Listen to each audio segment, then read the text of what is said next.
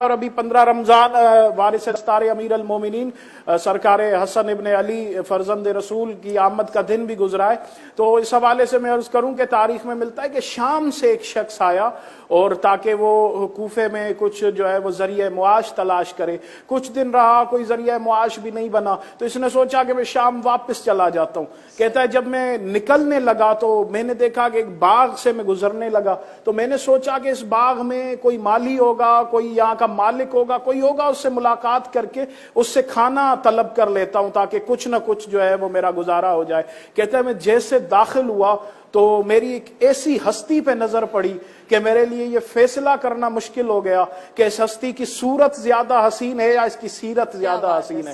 اور میں نے سلام کیا، انہوں نے جواب دیا، تو میں نے کہا کہ میں کچھ دنوں سے بھوکا ہوں، اگر کھانے کے لیے کچھ مل جائے۔ تو اس ہستی نے کہا ٹھیک ہے، وہ سامنے درخت کے نیچے رومال پڑا ہے اور اس میں کچھ روٹیاں پڑی ہیں، اگر تو کھا سکتا ہے تو جا کے کھا لے۔ یہ کہتا ہے میں وہاں پہنچا، وہ روٹی سخت اتنی تھی کہ کافی کوشش کرنے کے بعد بھی مجھ سے وہ روٹی ٹوٹ نہیں رہی تھی۔ تو میں واپس آ گیا، میں نے کہا جناب وہ روٹی سخت ہے، آپ کی مہربانی، آپ نے جو تھا مجھے عطا کیا۔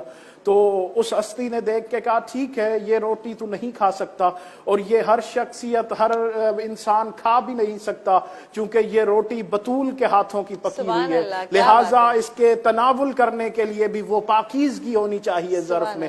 تو یہ شخص کہتا ہے کہ میں رخصت چاہنے لگا کہ ٹھیک ہے اب مجھے اجازت دیں۔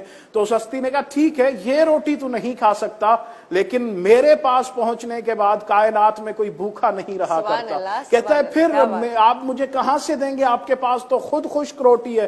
کہتا ہے اس ہستی نے کہا یہ کوفہ کا چوک کراس کرے گا تو وہاں سے کسی سے بھی پوچھ لینا کہ حسن کریم کا دسترخوان کہاں ہے، تو سب تجھے بتائیں گے۔ کہتا ہے میں جب پہنچا اور دسترخوان پہ پہنچا اور انواع و اقسام کے طعام میرے سامنے تھے، تو میرے ذہن میں خیال آیا کہ جس شخصیت نے مجھے یہاں بھیجا ہے، وہ جو باغ میں ضعیف العمر ہستی تھی، اب وہ سوکھی روٹی کھا رہا ہے، میں اتنے طعام یہاں کھاؤں۔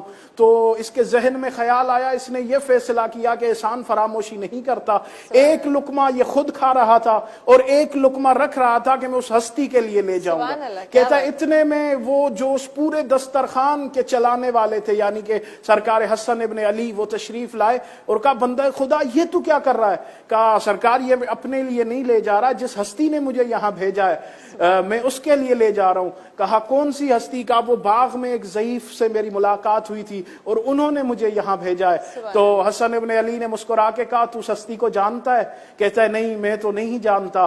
حسن ابن علی فرماتے ہیں بندہ خدا جس نے تجھے بھیجا ہے میں اسی کا فرزند ہوں اور یہ اسی کا دسترخوان ہے۔ تو اتنا زہد اور کرم کا یہ عالم۔ کسی نے امیر المومنین سے پوچھا کہ مولا میں نے سنا ہے کہ حاتم طائی بڑا سخی تھا اور اس کے 40 یا 70 دروازے سے جہاں سے وہ عطا کرتا تھا۔